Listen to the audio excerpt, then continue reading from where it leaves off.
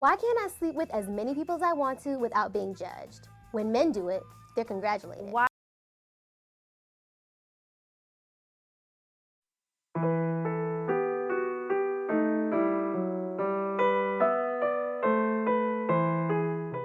I'm sure you have come across the question, why is it okay for men to have multiple partners, while it is not for women?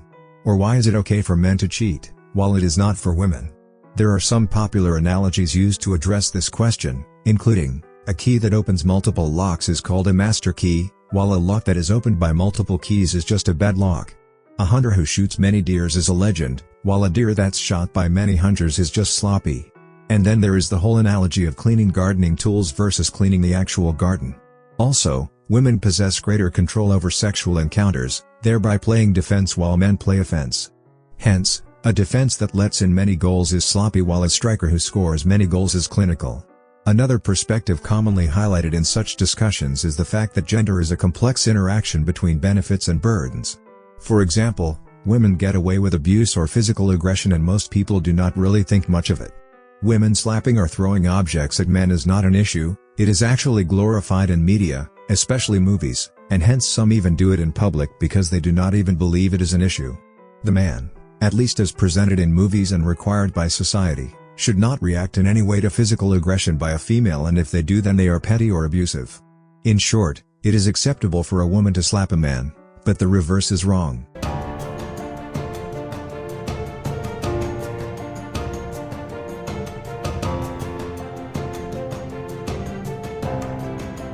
I didn't text her.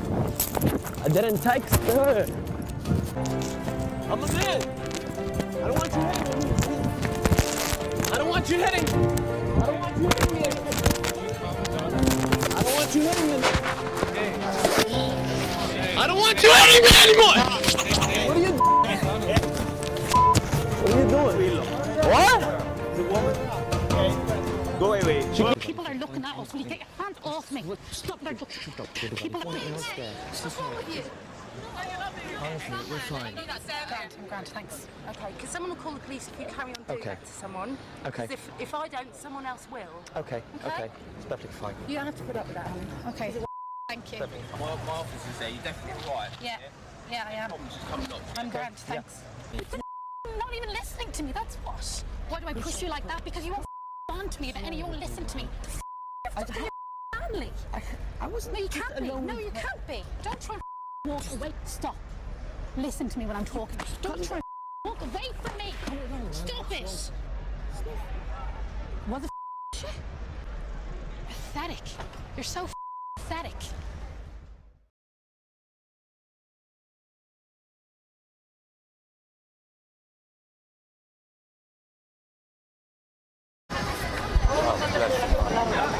It's the video that sparked a media frenzy. In just 10 hours, Shoshana Roberts says she got catcalled more than 100 times. I am so fed up. That was a typical day. It really was. It's an average. Some days a little less, some days a little more. But every day? Yeah, every single day. From the ladies on The View. When they become like weird, like that one guy following her for so long, that is so scary. To the Twitter sphere. This walk down the streets of New York is sparking a national conversation.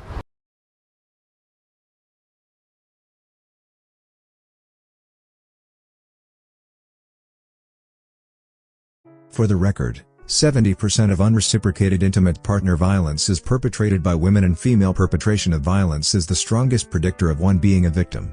Anyway, that is not the primary topic for this video, so it will be covered in another one. So why is it deemed acceptable for a man to have multiple partners and a high body count, while the same is frowned upon in the case of women? This video focuses on women's standards of sexual purity in the context of sexual victimization, and for lack of a better word, let's say promiscuity.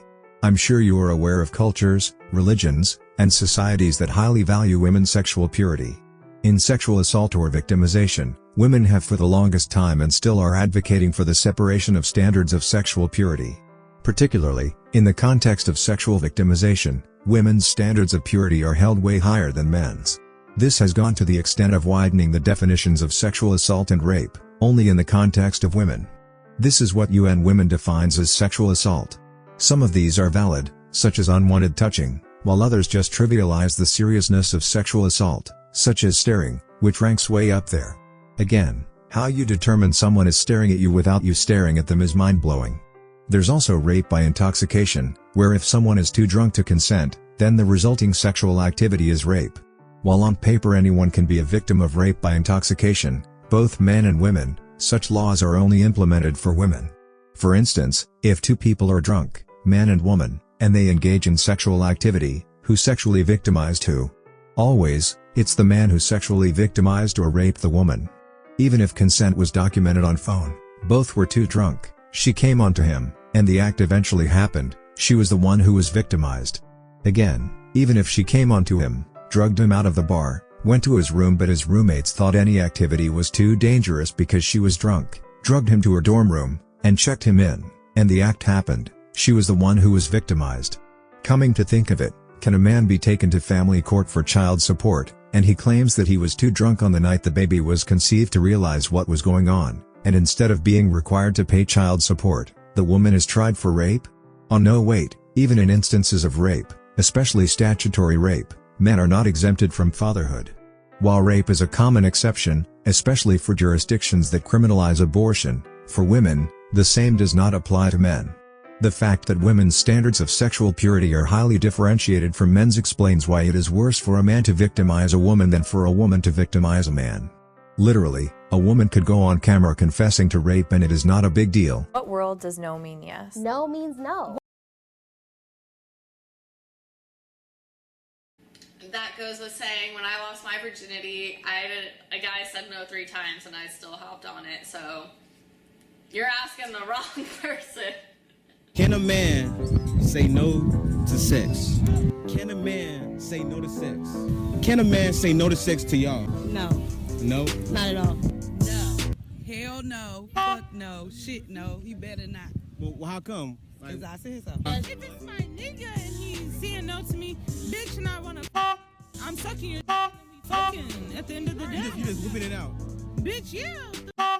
You saying no to me, I'm going to just assume that you're gay or something. Wow, why you gotta be gay? I mean, he can, but that would give me the impression that he's like gay or maybe I'm ugly or maybe my breath, like something is off.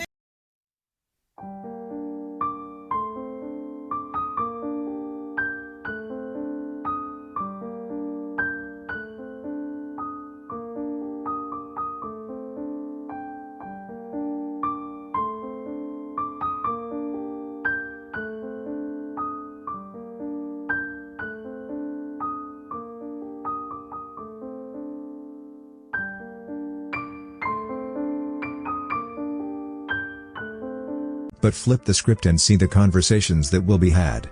Clearly, no means no until it is a man saying no. To this day, there are countries in which women cannot be prosecuted for rape, particularly because of actions by women's rights activists.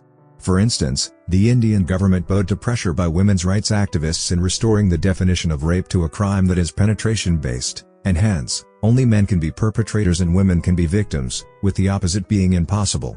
In the same country, consensual sex is criminalized as rape once an intimate relationship is terminated. This is based on the standards of sexual purity required of Indian women, which condemns intercourse outside marriage, even if it is consensual. In Israel, women cannot be convicted for rape because in these cases, men and women are not equal and there should be no attempt to make them equal. Also, the wording of the Constitution in England and Wales presents a gendered definition of rape, in which only women can be victims and men can be perpetrators.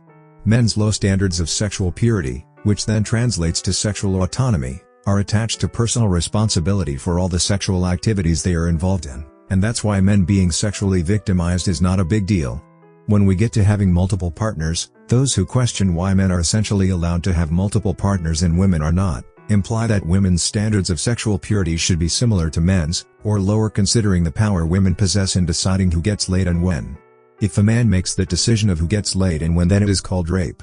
Those who advocate for women to be as sexually autonomous as men go to the extent of citing a time in human history where virginity for women meant sexual autonomy as opposed to purity.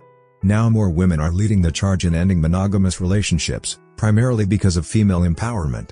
Women empowerment has a direct relationship with women's interest in polygamy. Women stop wanting coitus in a committed relationship within the first 1 to 4 years, while it is 9 to 12 years for men without reporting boredom. Monogamy is a stronger predictor of women reporting boredom of doing the deed with the same person over and over again than men. This could be the reason why women report more control in marriage, while men report more commitment as presented in this study.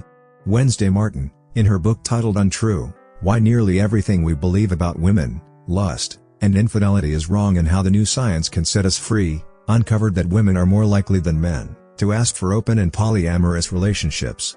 Then the whole stereotype of men being naturally promiscuous is actually being replaced by women wanting more adventure, novelty, and variety, according to the book. This book offers an interesting perspective on women's sexuality and will be used as the foundation for future videos. A discussion that is often ignored when it comes to having multiple partners is the related health risks. Notably, a higher number of sexual partners presents greater health risks for women than men. Particularly, women with 10 or more lifetime sexual partners are 91% more likely to be diagnosed with cancer than those with 0 to 1 lifetime sexual partners. Women with 5 or more sexual partners are 64% more likely to be diagnosed with a limiting chronic condition than those with 0 to 1 lifetime partners. Men with 2 to 4 lifetime partners are 57% more likely to be diagnosed with cancer compared to those with 0 to 1 lifetime partners, with those with 10 or more partners being 63% more likely to be diagnosed with cancer. It is worth noting that the study presents association as opposed to cause and effect, and as such, interpretation is very important. The increased risk of being diagnosed with cancer among women with multiple sexual partners than men is associated with the greater association between sexually transmitted infections and various cancers among women compared to men. In other words, the relationship between infections and some cancers is greater in women than men. Also, women with more than 10 lifetime sexual partners are more likely to be infertile because of the increased risk of pelvic inflammatory disease. Particularly, women with 10 or more partners are 3 times more likely to be diagnosed with the disease, while those who started engaging in intercourse at an early age are 8 times more likely to be affected by the disease. Pelvic inflammatory disease is caused by unattended bacterial diseases such as chlamydia and gonorrhea acquired through unprotected intercourse. The bacteria enters the cervix upon disturbance through various activities, including menstruation, abortion, childbirth, miscarriage, and insertion of the intrauterine device, among others. Pelvic inflammatory disease risk factors include being sexually active below the age of 25, having multiple sexual partners, unprotected sex, and douching. So then, in going for consistency, should women's standards of sexual purity be held at a similar level as men's, or should it be different? What would women want? In pushing for women's sexual autonomy, should sexual victimization against women be perceived and treated the way men's victimization is? Share your thoughts in the comments.